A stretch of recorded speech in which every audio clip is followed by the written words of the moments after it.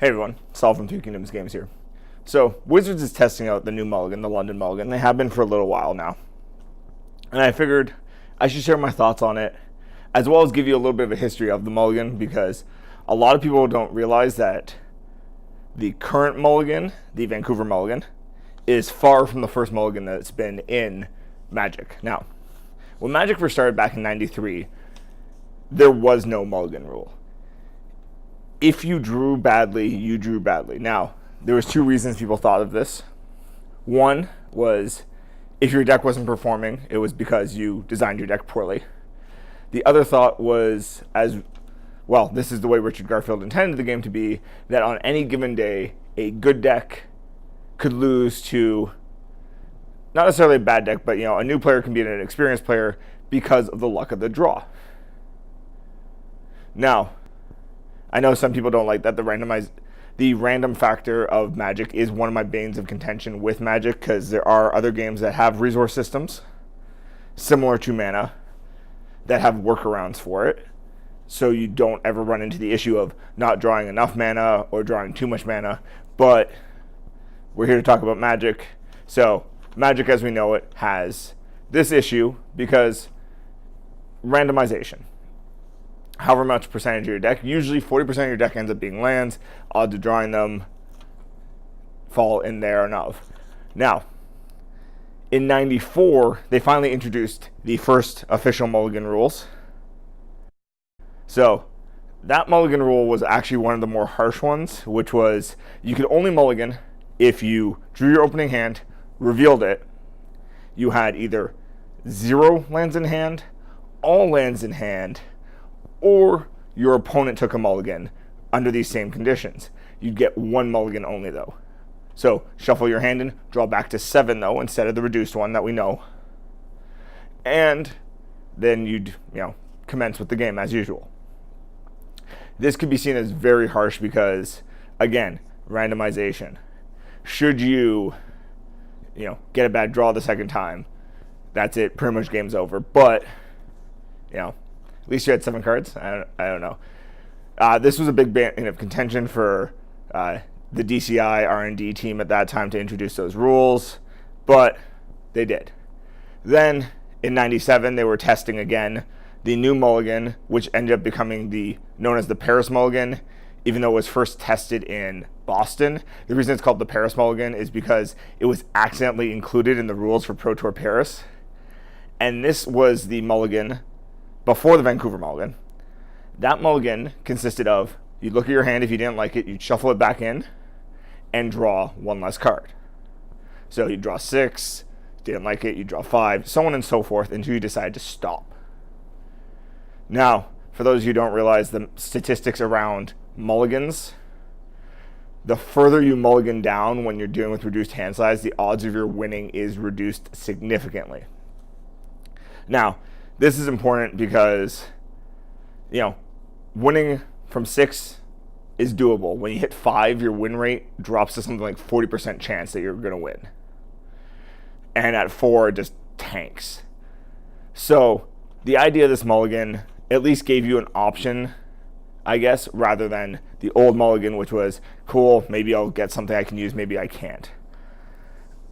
Then we get the Vancouver Mulligan, which came out in Pro Tour BFZ, so Battle for Zendikar in 2015. Now, what I find interesting is that there's these huge gaps between mulligans.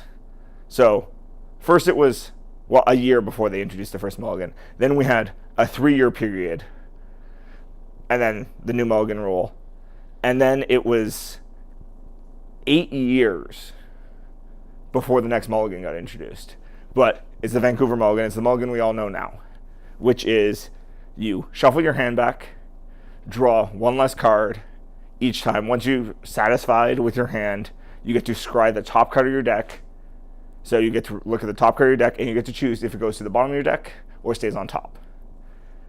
I guess getting control of your first draw is helpful. It almost gives you an additional card in your hand, but it's not the exact same thing. Now, that brings us to today. So, 2019 they started testing the London Mulligan. Now, it's only been 4 years, so again, like I was just saying, I don't understand the exact reason why they'd be revisiting the Mulligan so quickly. Maybe it's because in recent Pro Tour, there's been a string of people who are amazing players who have lost due to Mulligan. They have lost because their deck just didn't work for them. Randomization wasn't in your favor. And subsequently, they had to mull down to, I think one of them mulled down to 4 and kept, and pretty much just lost. Like, you're not probably winning from 4. It's possible, but it's highly, highly unlikely. So, the London Mulligan is you shuffle your hand back, you draw a full hand of 7, and then you put cards under your deck equal to however many times you've mulliganed. So if you mulligan once, you draw 7 cards, you put 1 card under to keep 6. If you were to have drawn needed to go down to 5, you draw 7. Same thing, shuffle your hand back in, draw 7, put them under, go back. So it's interesting. Now, they were testing this on Magic Online. They've now taken it off Magic Online. They were testing this in the Mythic Championships, which I found interesting because I thought Tron and decks that require certain cards would have had a distinct advantage, but Tron didn't actually perform that well at Mythic. Now, this is possible because people could find their hate pieces for Tron easier when using the London Mulligan, because ultimately the London Mulligan lets you look for cards that might make a huge game-changing difference for you. For instance, if you're in a burn matchup and you're playing white, or not, and you decided in Leyline of Sanctity, odds of you hitting it are quite high with the London Mulligan. Now, if you're against mono red burn, they have no real way of dealing with Leyline of Sanctity. So Leyline of Sanctity drops, and they kind of just lose. They have to try to beat you in the face with their creatures, and most of the time decks that are running Leyline of Sanctity have ways to mitigate or deal with at least the creature presence as well. So the London Mulligan, I guess, gives an unfair advantage to decks that just need 1 or 2 pieces of hate to lock out their opponent's deck.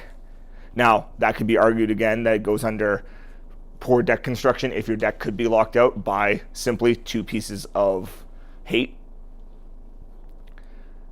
But also, I think it favors the combo decks and the aggro decks heavily, because on minimal cards, you can do a lot with usually combo and aggro decks. So being able to keep your perfect opening hand is a huge, huge advantage for you. Now, what I think they could do if they wanted to, there are a couple other mulligan options that have come over the years. There's a multiplayer mulligan. Obviously, that won't affect Pro Tour. For those of you who don't know, if you're in a multiplayer game of Magic, you get a free mulligan. Woo. There was the partial Paris, which is the same idea as the Paris Mulligan, where you're going to go down 1, but you keep whatever cards you want from your opening hand, shuffle in the remainder, and then draw to 6 cards. But you only get 1 generally in partial Paris and things like that. So it's just interesting to see different iterations of mulligans that they could test. Now, the same issue, though, could be caused with the partial Paris as with the London Mulligan, which is favoritism towards a combo or more aggressive decks that don't need as much to function as, let's say, a control deck. So those are some of my thoughts on the Mulligan. Now, I'm curious to see when the London Mulligan is going to come into full effect. They've been testing it now for some months. And I keep getting asked by my regulars, is it in effect? And until Wizards tells me otherwise, the London Mulligan is not in full effect. They've tested it in the Mythic Championships, and I'm curious to see how more results come out from it, but it seems to be favoring, at least from the results I've seen, more of the combo or specific meta. Yes, you both get the same advantage because, you can try to find your hate pieces, but when you're finding the main win conditions of your deck, it's a little bit more of a big deal. The fact that Tron can almost guarantee that turns 1, 2, 3, they'll drop Tron lands is pretty big. So overall, I don't really know what to draw from the current testing for the London Mulligan. I personally am not a huge fan of it. The current Mulligan is fine to me. In fact, I'm in favor of games that only let you have one mulligan, but the partial mulligan is usually what I like. So, for instance, Dragon Ball Super, what they do is you draw your opening hand, you put aside however many cards you want, draw back up, and then shuffle the cards you put aside to go back into your deck, and you start. So you get one go. I think that would work for Magic, but it's up to Wizards to test something like that and implement it if they're going to. So, I want to know what are your thoughts on the London Mulligan. Do you think we need a new mulligan? Do you think there's a better option than the London Mulligan? Maybe I'm wrong. Maybe the partial mulligan would be horrible. Maybe the London Mulligan is the best thing ever. Tell me what you think below. As always, you can follow us on all major social media. That's in the description box below.